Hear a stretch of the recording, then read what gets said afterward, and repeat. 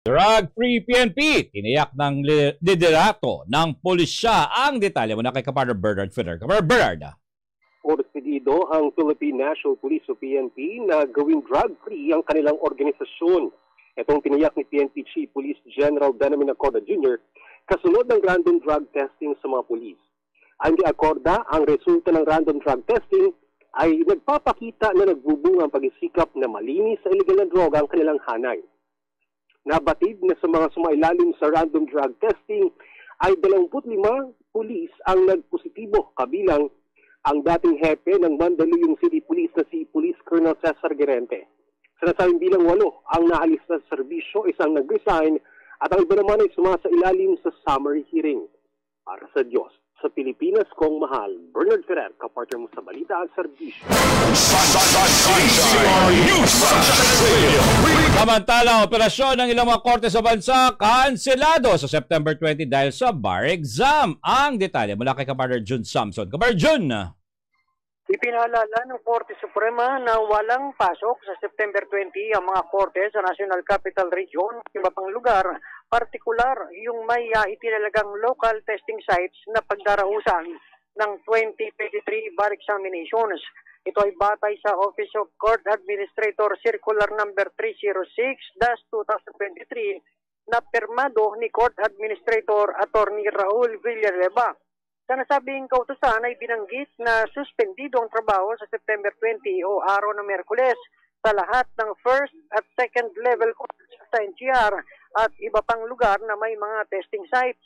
Ang 2023 bar exams ay gagawin sa September 17 na araw ng Linggo, September 20 na araw ng Miyerkules kaya suspendido ang trabaho sa mga korte at September 24 na araw din ng Linggo. Nabatid na mayroong 14 na testing centers ang itinalaga sa buong bansa para sa naturang bar exams. Para sa Diyos at sa Pilipinas kong mahal, Jun Samson, kapartner mo sa Balita at Serbisyo.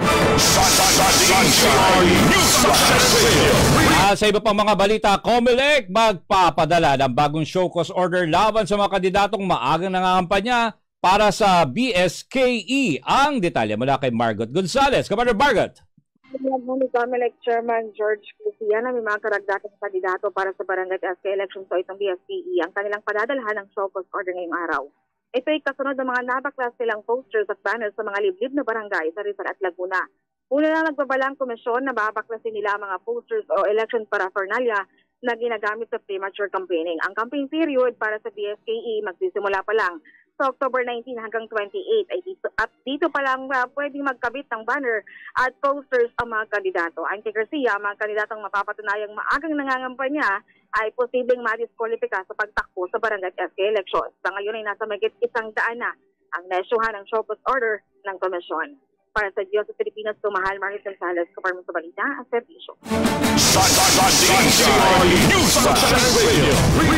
Samantala, information campaign laban sa CPP-NPA NDF Bas pinalawak ng 18th Infantry Battalion. Ang detalye mula kay Kapartner Almar Porzuelo. Kapartner Almar. Mas pinalawak pa ngayon ng kasunduluhan ng 80th Infantry Battalion ang security awareness nito. Ito matapos ang matagumpay na information campaign kasamang Rizal Mobile Force Company sa sitio kay Ropa, Barangay San Rafael, Montalban, Rizal. Ang nabanggit na programa ay dinaluhan ng mahigit 100 na residente mula sa nasabing lugar.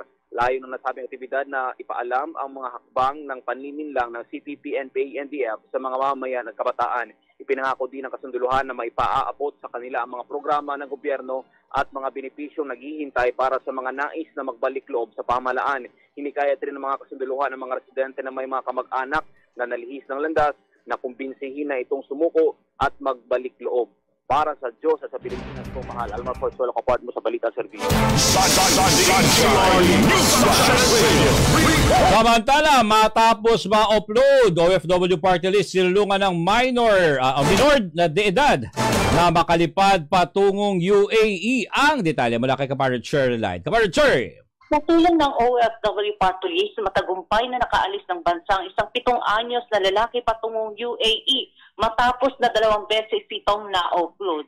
Ang naturang minor ay isang resident visa holder sa UAE at ayon sa immigration, maaari itong magbiyahe kahit mag-isa, bagay na ipinagtataka na kanyang ina na OFW sa Dubai.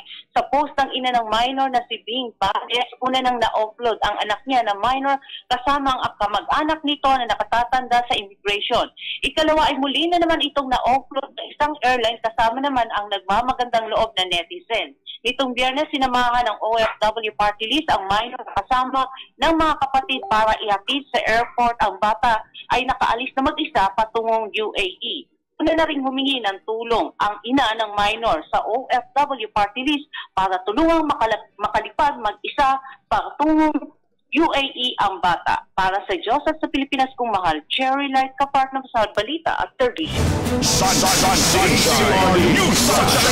At sa iba pang mga balita, Presidential Action Center nagbabala sa publiko kung sa maling impormasyon kaugnay sa pamimigay ng cash aid. Ang detalye mula kay Kapartner Creslin Cataro. Kapartner Creslin.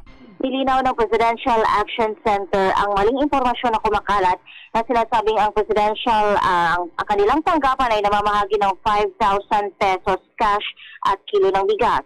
Sa ibinahaging statement ng Presidential Communications Office of PCO, nakasaad dito na ang Presidential Action Center ay hindi nakikibahagi sa anumang naturang pamamahagi at walang ganoong programa na kasalukuyang ginagawang tanggapan. Kaya naman hinikayat ng Presidential Action Center ang lahat na i-verify ang mga ganitong impormasyon sa pamamagitan ng mga official channel nito o makipag-ugnayan sa kanilang email sa pace@op.gov.ph. Muli ring hinimok ng pamahalaan ng mamamayan na sama-samang labanan ang pagkalat ng maling impormasyon at i-promote ang isang mas informed at matatag na komunidad. Para sa Diyos at sa Pilipinas kong mahal, President Catarong, kaparto mo sa balita at serbisyo. At sa ating huling balitang nasyonal, presyo ng bigas inaasahang babalik sa normal sa mga susunod na linggo.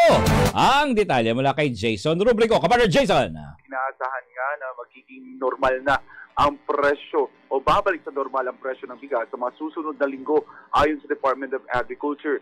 Paliwanag ni Agriculture Assistant Secretary at Arnel de Mesa na nagsimula na kasi ang peak ng harvest season ng palay noong huling linggo ng Agosto.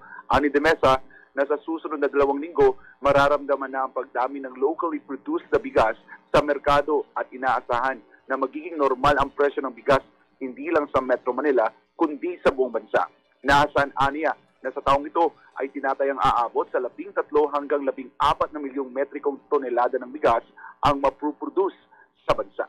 Para sa Diyos at sa Pilipinas kung mahal, ako si Jason Rubrico, kapartner mo sa balita at sa